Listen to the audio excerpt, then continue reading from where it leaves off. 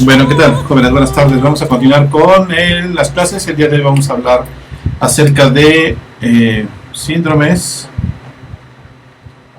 mielodisplásicos. Es un tema complejo y también es complejo de repente tratar de explicar qué son los síndromes mielodisplásicos. Vamos a empezar, como platicamos en la primera clase, desde el término más sencillo y coloquial hasta lo que se conoce actualmente acerca de las mielodisplasias. Son desórdenes hematopoyéticos clonales, o sea, aquí sí que hay una célula madre que está alterada. Se caracterizan por hematopoiesis ineficaz, o sea, se produce de hematopoiesis, pero las células están mal hechas y por lo tanto mueren prematuramente. Y una característica es que tiene una paradoja, que hay citopenias, o sea, el paciente tiene pocas células en la sangre periférica, es la característica más recurrente, y por otro lado la médula ósea está hipercelular, o sea, tiene muchas células. Tal vez en el intento compensatorio de la médula ósea por producir o mantener el número normal de células en la sangre periférica, entonces hay hipocelularidad periférica con hipercelularidad central. Y por último, no se conoce su etiología, al igual que en la inmensa mayoría de los trastornos hematológicos, no hay una causa. Si tuviéramos que describirlo, o tenemos que decirle al paciente que es un trastorno mielodisplásico, bueno, tal vez podríamos utilizar una metáfora de una pérdida de control de calidad en la médula ósea. Las células se producen, pero se producen de forma deficiente, por así decirlo. Es como si la planta de armadora que tenemos aquí en Puebla, la 8, saca el modelo Jetta, pero a pesar de que por fuera está pues aparentemente normal, lo saca sin frenos, o lo saca sin volante, o sin mecanismo de transmisión, y por lo tanto cuando sale el coche pues no puede manipularse adecuadamente y se destruye rápidamente porque se va a estampar en el primer lugar en que se encuentra. Entonces se produce la célula, digamos, aparentemente está la célula normal, pero posteriormente hay destrucción prematura, ¿no? Se destruye rápidamente. Entonces lo mismo pasa, no está bien el control de calidad, las células se destruyen y el mecanismo se desconoce. Bien, entonces el paciente puede tener anemia, trombocitopenia y neutropenia, o una sola de las citopenias, o todas, ¿no? Entonces siempre hay alguna disminución en la cantidad. El paciente habitualmente depende de transfusiones. La anemia suele ser la manifestación más recurrente, más frecuente, y lamentablemente en nuestro país pues el tratamiento no es de fácil acceso, es un tratamiento muy caro. Ha habido algunos avances, sobre todo en las últimas décadas, pero sigue siendo un tratamiento de soporte, lamentablemente. El paciente tiene riesgo incrementado de hemorragia o riesgo incrementado de infección, pero lo que más mata al paciente es básicamente los resultados de las citopenias y no la transformación leucémica. Hace muchos años se consideraban estas enfermedades como estados preleucémicos por su tendencia a evolucionar. Actualmente pues no se sabe que no todas evolucionan a leucemia. Hay algunos parámetros para determinar si van a evolucionar o no van a evolucionar, pero sí hay algunos que tienen mucho más tendencia a evolucionar a leucemia y otros que permanecen solamente con citopenias durante mucho tiempo. ¿Qué es lo que lo causa la fisiopatología? Bueno, no se conoce con exactitud qué origina el trastorno mielodisplásico. Hay algunos pacientes, lo hemos platicado en algunas otras clases, que cuando reciben quimioterapia o radioterapia para algún otro trastorno hematológico u oncológico, después de algún tiempo pueden desarrollar leucemias secundarias o trastornos. Uno de esos trastornos es básicamente el trastorno mielodisplásico o el síndrome mielodisplásico. Entonces, el antecedente de leucemia y sobre todo de quimioterapia puede ser un factor determinante para el desarrollo de estas enfermedades. Cuando una leucemia se desarrolla después de un mielodisplásico, primero tenemos un mielodisplásico y después tenemos la leucemia, se le conoce como leucemia mieloide o leucemia secundaria, sobre todo son mieloides, y el pronóstico es muy adverso porque ya trae muchas alteraciones cromosómicas adicionales a las que dan origen a las leucemias, que ya hemos platicado de ellas. Bueno, no hay una sola causa específica, pero sí podemos enumerar algunas causas importantes.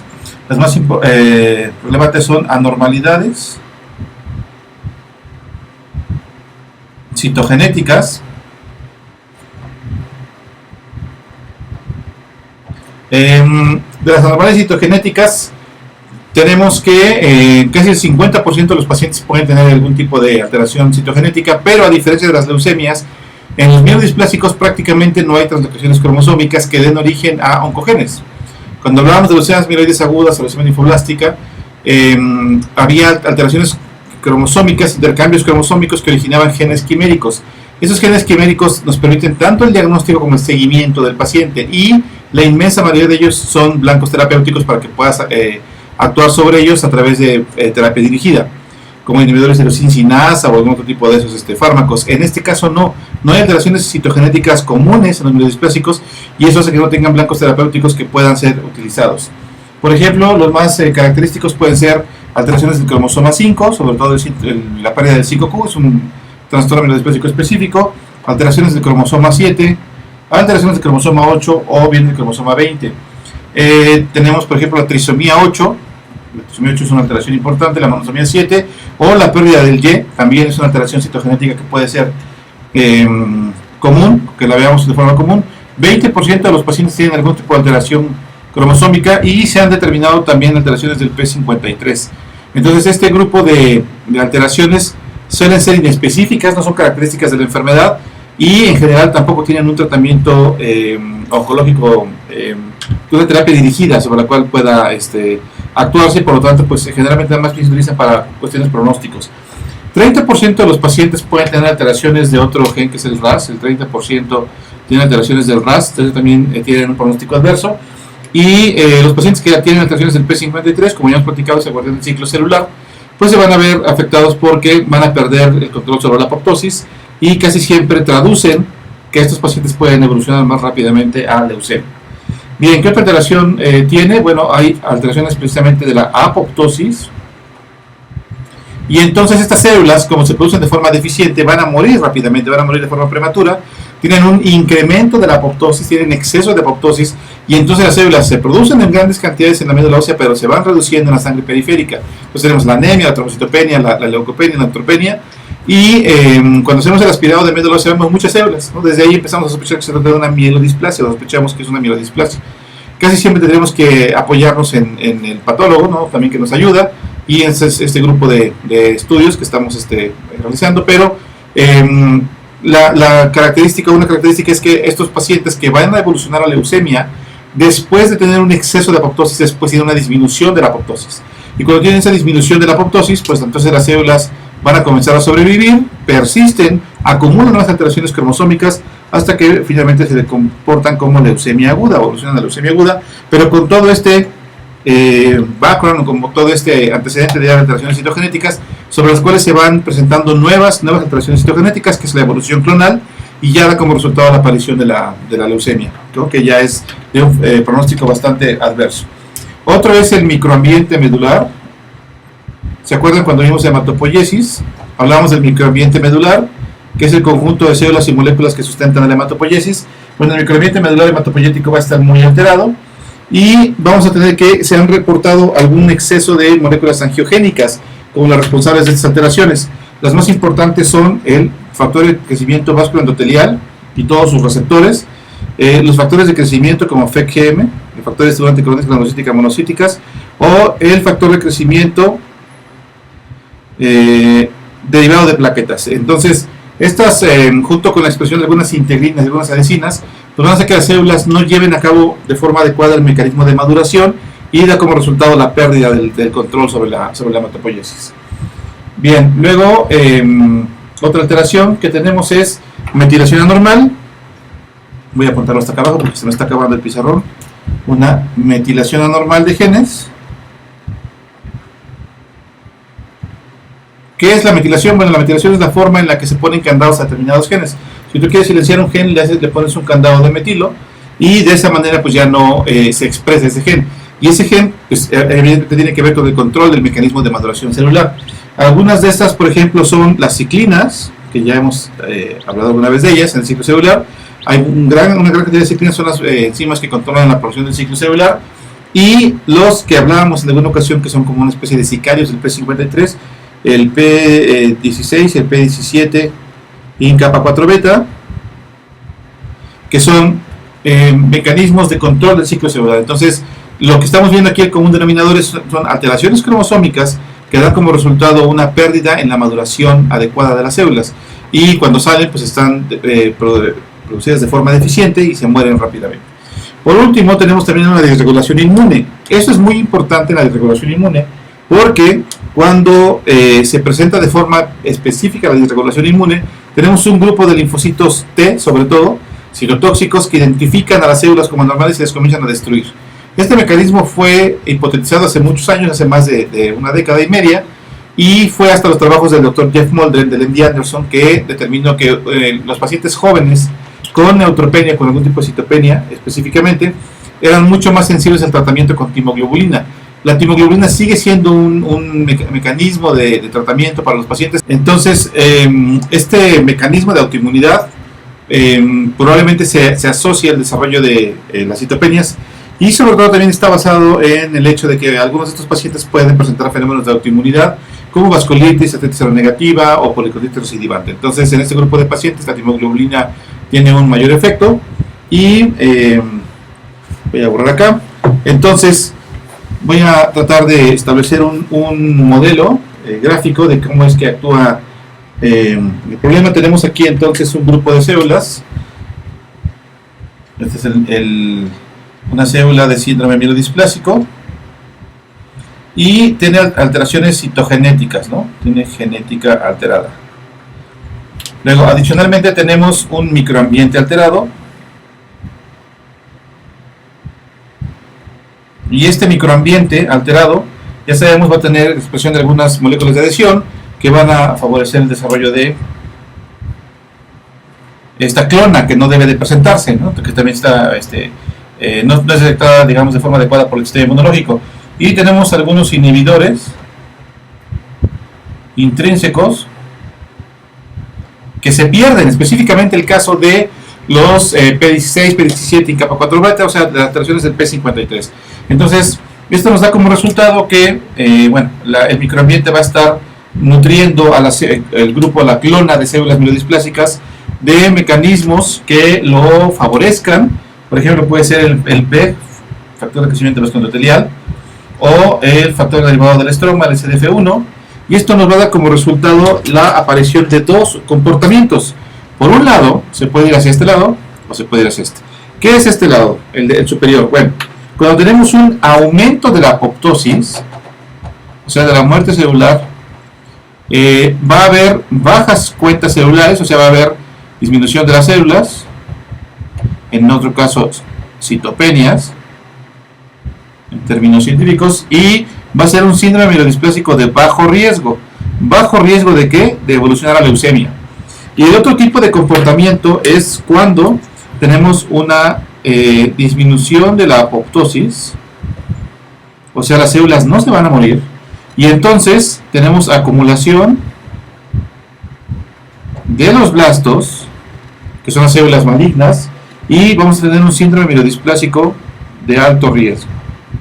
Si notan que me toca algo la cara, no es por necesidad de las autoridades, pero tenemos un ventilador porque hace mucho calor y me provoca algo de pífora. Bueno, entonces, gracias. Entonces, la célula mielodisplásica tiene alteraciones citogenéticas intrínsecas, va a encontrarse con un microambiente alterado que va a favorecer el desarrollo de expresión o la expresión de moléculas que van a potenciar, que van a perpetuar esta célula, y va a haber pérdida de inhibidores intrínsecos. Entonces, esto va a dar como resultado que si hay un exceso de apoptosis, tengo citopenias en la sangre periférica y un mielodisplásico de bajo riesgo. La posibilidad de que evolucione a leucemia es poca. Pero si se altera la apoptosis, hay disminución de la apoptosis, no se mueren las células, se acumulan estas y va a haber un mielodisplásico de alto riesgo, como en el caso del AREP2, vamos a ver qué es eso, pero básicamente hay muchas células que están perpetuándose, que no se están muriendo y deberían de morirse, y eso da como resultado la aparición de clonas mucho más malignas. Entonces, hay algunos mielodispásicos que pueden presentar una evolución hacia acá, pero generalmente desde el inicio sabemos si se van a uno de bajo riesgo o uno de alto riesgo. Bien, vamos nuevamente con nuestro borrador especial de la contingencia, y que estuve a punto de no encontrar porque toda la gente empezó a comprar papel de baño como desesperados. Y bueno, entonces el cuadro clínico, vamos a poner aquí, cuadro clínico.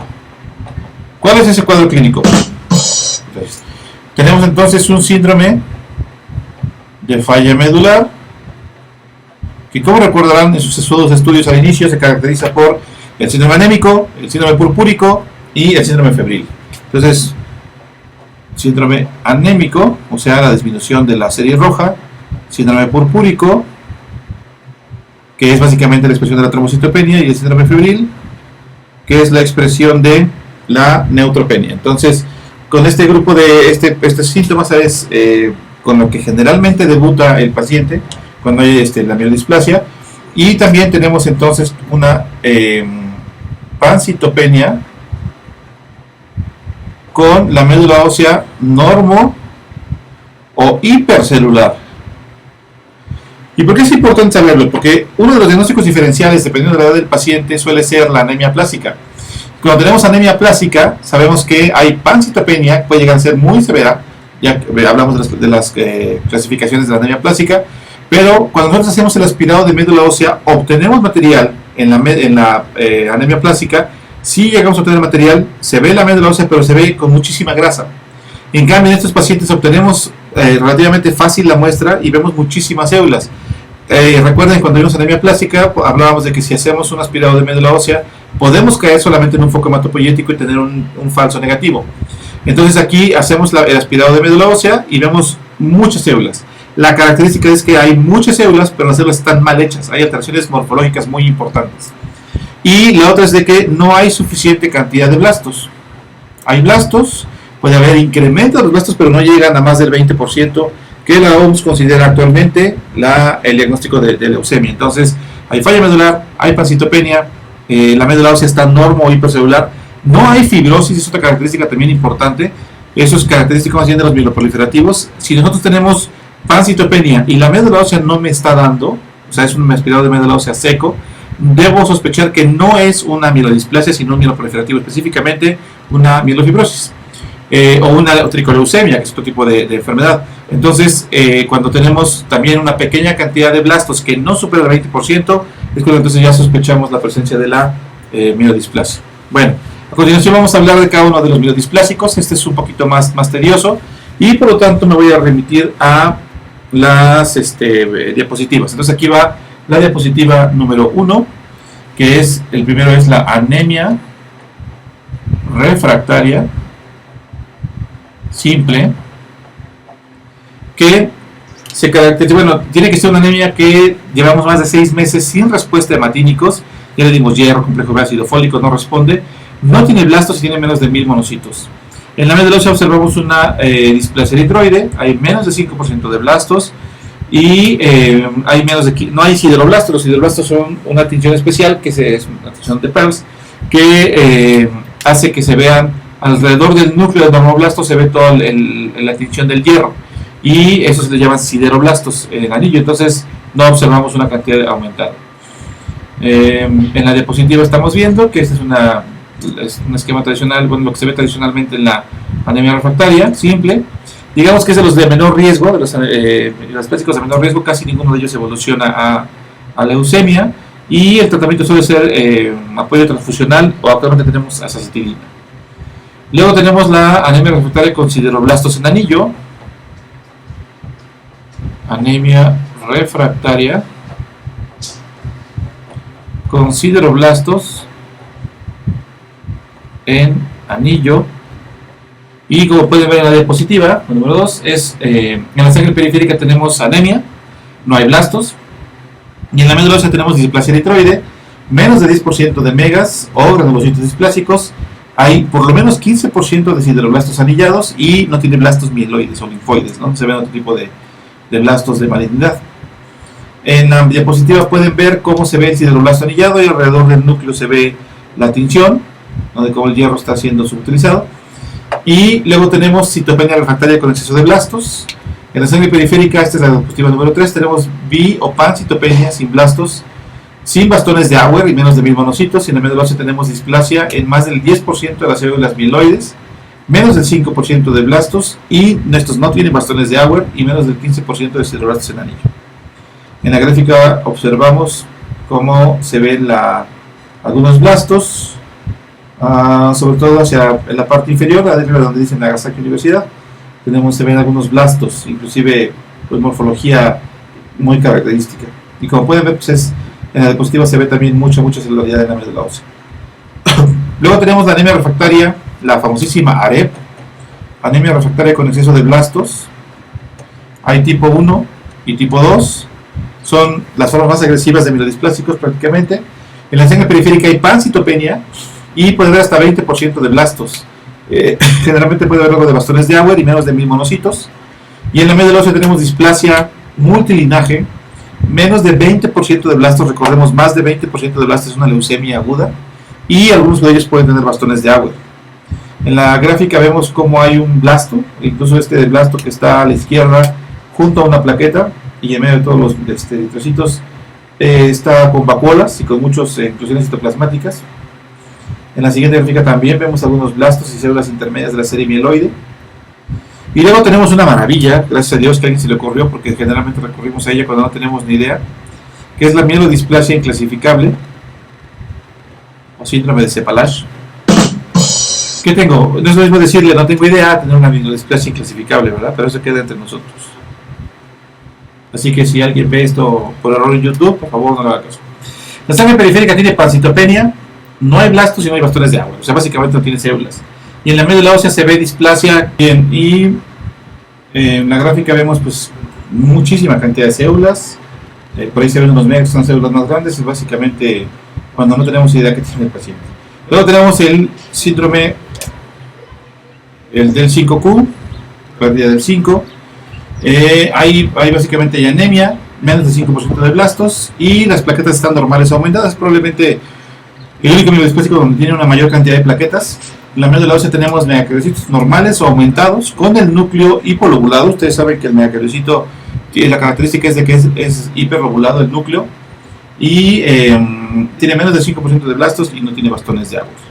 En la gráfica podemos ver cómo está el síndrome 5Q-, la célula que está en medio es una célula que no tiene lobulación, el núcleo, ¿no? Como orejas de Mickey Mouse. Entonces, pues desde ahí es un núcleo, además un megacardiocito chaparrito.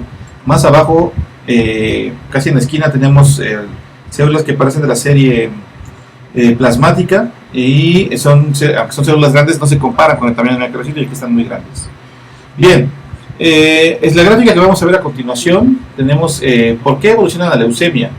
Básicamente las células tienen un grupo de células que van a tener alteraciones cromosómicas, que vamos a ver ahí. Estas alteraciones cromosómicas están representadas con los puntitos negros que tienen el citoplasma, y la mayoría de ellas van a morir, pero hay un pequeño grupo que sigue avanzando después de algún tiempo, con un digamos repertorio de células madre que están disminuidas, y va a haber aquí la aparición de las alteraciones que solemos ver en las leucemias agudas, que son activación de oncogenes y ventaja proliferativa. Después tenemos una hematopoiesis clonal, que ya es a todas luces anormal. La hematopoiesis característicamente es policlonal. Y finalmente tenemos más cambios cromosómicos, que ya es una alteración característica de las leucemias, y más activación oncogenética, que da como resultado finalmente una leucemia con una gran cantidad de alteraciones cromosómicas, que dan como resultado pues una leucemia de muy difícil control. Bien, ahora vamos a hablar acerca del tratamiento. El tratamiento es pues generalmente frustrante. En México no tenemos muchas alternativas de tratamiento, y cuando las tenemos son extremadamente caras. Y aunque el arsenal terapéutico a nivel mundial crece día a día, tenemos aquí básicamente el tratamiento de soporte. Lo que hacemos aquí en México es tratamiento de soporte, y este tratamiento de soporte básicamente me refiero a transfusiones. Entonces, si el paciente está anémico, pues hay que transfundirlo. Tenemos alteraciones o requerimientos transfusionales altas o requerimientos transfusionales bajos. Un paciente que se requiere transfundir constantemente, sabemos que son alteraciones que le van a dar como resultado acumulación del hierro. Le vamos a provocar daño orgánico por el hierro, y generalmente eso mata al paciente más rápidamente que cualquier otra citopenia. En los recursos económicos y la educación del paciente van a tener muchísimo que ver, porque el tratamiento es bastante caro. Entonces, ¿qué tenemos además del soporte transfusional? Pues tenemos, por ejemplo, eritropoyetina. Da muy poco resultado realmente. Hay unas eritropoyetinas nuevas, las vigiladas, que pueden tener un poquito de más efecto, pero en general no son muy útiles. Lo mismo que el factor estimulante de colonias granulocítica y el factor estimulante de colonias granulocítica monocítica. No suelen dar muy buen resultado, son caras, ¿no? Y en general no mejoran la sobrevida.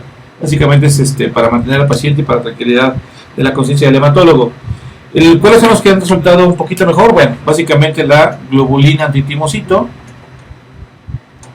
como hemos hablado previamente, elimina la clona de linfocitos, la clona de linfocitos T reactivos que destruyen a las células madre, y generalmente son mejores resultados en aquellos pacientes jóvenes con plaquetas bajas o neutropenia, son los que responden más. Aún así, el rango no suele ser superior al 30% de eficacia.